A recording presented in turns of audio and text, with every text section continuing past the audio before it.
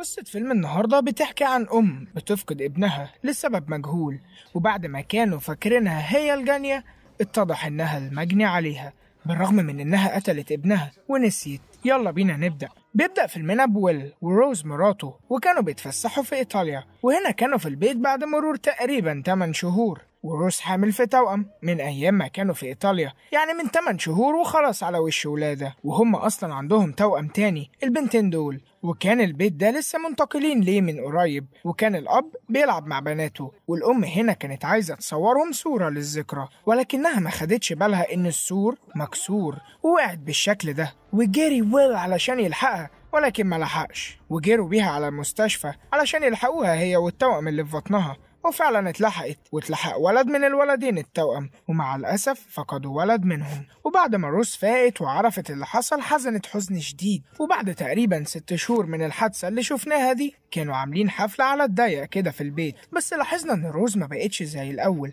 كان الاكتئاب مسيطر عليها ومش قادرة تنسى اللي حصل. حتى في نفس اليوم كان ويل بينيم البنات، وبعدين راح لقى مراته نايمة بالشكل ده وإيدها على مكان الولادة وعمالة تفكر في اللي حصل ومش قادرة تتخطاه. وفي نص الليل صحى ويل مفزوع على مراته وهي بتعمل كده، ماسكة الحيطة وعمالة تقطع فيها بإيديها وبتقول ده بيعيط أنا لازم أخرجه، وطبعا هي بتهلوس، فهداها ويل ورجعها تنام تاني. وتاني يوم الصبح صلح الحيطة وبعدها راح شغله. وبعدين مربية بناته كاندي كانت بتقوله إن روز خدت أماديو ابنهم وراحت بيه للمستشفى علشان تعمل له فحص بسيط، فما تقلقش يعني. فراح ويل لروز وهي قاعدة في المقابر قدام تربة ابنهم اللي مات، وبتقوله شفت بقى إنك بتكذب، مع إن أصلا اسم ابنهم مش على التربة دي تربة مولود تاني. فهي الهلوسة زادت عليها وما بقتش عارفة هي بتعمل ايه، وده بقى واضح جدا. وهنا ويل راح لميلتون صديق العيلة وحكى له عن حالة روز اللي بتسوء يوم عن التاني والاكتئاب مش قادرة تغلبه. فميلتون اداله رقم دكتور نفسي وقال له لو احتجت اي حاجة اتصل بيه فورا، لان ده الدكتور بتاعها من زمان.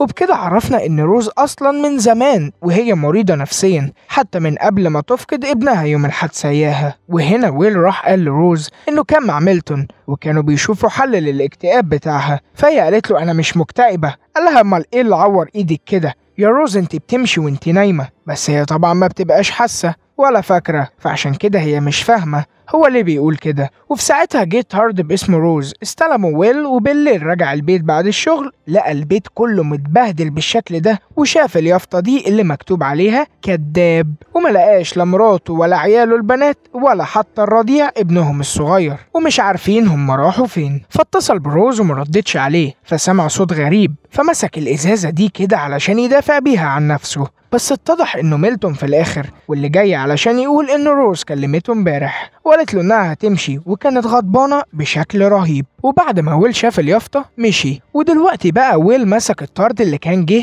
الصبح وفتحه، لقى جواه الصور دي، وكان الطرد ده جاي من منطقه اسمها نورماندي، وكمان لقى الكتاب ده اللي زي ما يكون مذكرات حد، وقعد يبحث شويه ورا الحاجات دي. وبعدها فتح الشنطه اللي جايه مع الطرد، لقى جواها صور برضه. وبعدها جاله اتصال سمع فيه صوت بنته بس مش بترد عليه، وبالفعل كان لازم ياخد قرار انه يروح للمكان ده نورماندي. فقعد يسأل الناس عن روز وولاده بس محدش يعرف ومحدش شافهم. فدور هو ووصل للبيت اللي كان في الصورة وسمع صوت بناته عالي هنا اهو. وأسوأ ما في الموضوع انه مع الأسف لقى ابنه ميت وروز مغطياه كده كأنه نايم، فقعد يعيط عليه بالشكل ده. فطلع لها هنا لقاها قاعدة في الركن ومش حاسة بأي حاجة من حواليها، ولسه بيحاول يكلمها بتقوم زقاه وموقعاه من على السلم بالشكل ده. وأول ما بيحصل كده بتفوق وبتعرف إنه ويل زوجها. ولما ناموا ويل راح يحفر حفرة علشان يدفن ابنهم وهو عمال يبكي بسبب اللي روز عملته. وبعدين بيرجع بيهم كلهم، وهنا راح كلم أمها عن اللي حصل.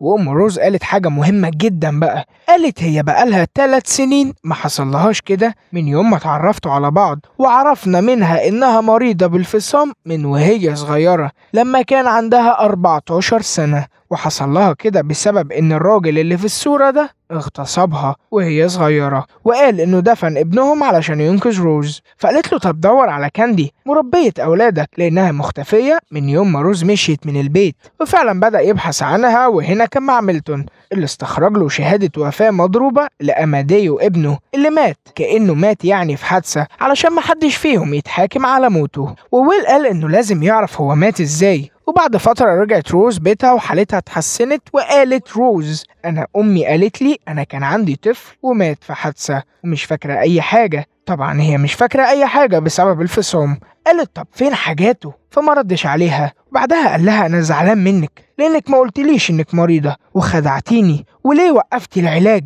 وكان متضايق وسابها ومشي. وهنا وهم بيتعشوا قالت له بما إنكم بتقولوا إنه حصل حادثة بالعربية، طب ازاي العربية سليمة؟ فقام قال لها الحقيقة إن أماديو مات بس احنا مش عارفين ليه. وفي الفترة دي كان في حد غريب بيبعت له رسائل على الموبايل، وشكله عارف قصة دفن أماديو، وزي ما تقول بيهدده كده بس لسه مجهول. وهنا كانت الست دي اللي كانت بعتها لهم ميلتون عايزة تاخد الشنطة اللي فيها الصور وتمشي، بس ويل لحقها وقال لها مين قالك تعملي كده؟ قالت ميلتون، فزعق لها واخد الشنطة على دخلة ميلتون اللي ويل مش عارف هو ازاي معاه مفتاح الشقة. وروز بتقول هو مين فتح الشنطة دي؟ أنا مش فاكرة إني فتحتها. وساعتها ويل أنبها على موت أماديو، خصوصا إنها بتقول إنها مش فاكرة، وحصل بينهم مشادة بالشكل ده. وهنا ميلتون قال له إحنا لازم ندفن الشنطة دي كده نكون بنحميها وبنحميك. واخيرا كاندي ظهرت وكلمت ويل علشان تحكي له عن اللي حصل، علشان تقول له ايه اللي حصل يوم ما مات اماديو، لانها كانت موجودة مع روز. كانوا تمام اهو، بس اماديو كان عنده برد جامد قوي، وكان اهل القرية اللي هناك دي بيكرهوهم ومضطهدينهم. اتضح انها اصلا ضربت المشوار ده كله علشان تعرف مين اللي بعت الطرد. وبعدين بدأ يجيلها الحالة اللي كانت عندها بسبب انها كانت خايفة على عيالها وعايزة تحميهم. وبعدها بيوم مات أماديو من البرد، وهي ككاندي بتقول أنا خفت وجريت. وراح بعدها ويل ميلتون لأن روز قاعدة عنده، فكان عايز يتكلم معاه. فميلتون طلب له البوليس علشان يبعد عنهم. ولما جه البوليس طلع ويل جاري هرب منهم واستخبى منهم، وطلع له الشاب اللي كان موجود عند البيت اللي حصل فيه حادثة موت أماديو. والشاب ده اسمه بيير، ما علينا من اسمه، المهم إن حكاله عن القصة اللي حصلت من سنين، وقال له إن روز كانت صاحبته وهم صغيرين، وفي يوم جت وكانت معاها الشنطة وكانت عاوزة تخبيها، وبعد ما خبتها قعدت تجري، وطبعا هو جري وراها عايز يعرف في إيه، وأول ما لمسها قعدت تصرخ بالشكل ده واتحبس بسبب اللي حصل ده.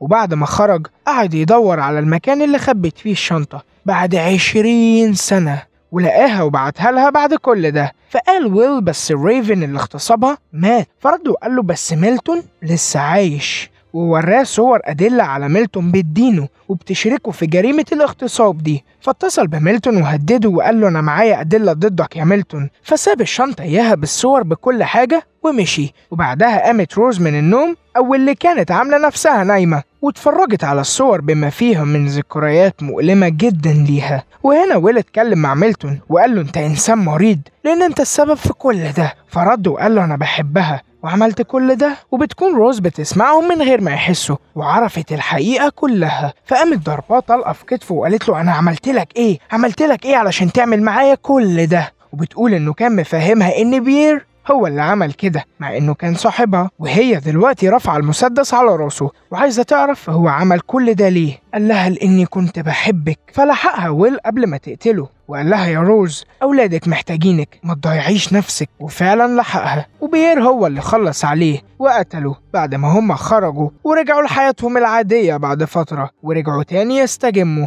علشان ينسوا كل اللي مروا بيه. وبينتهي فيلمنا هنا. سلام.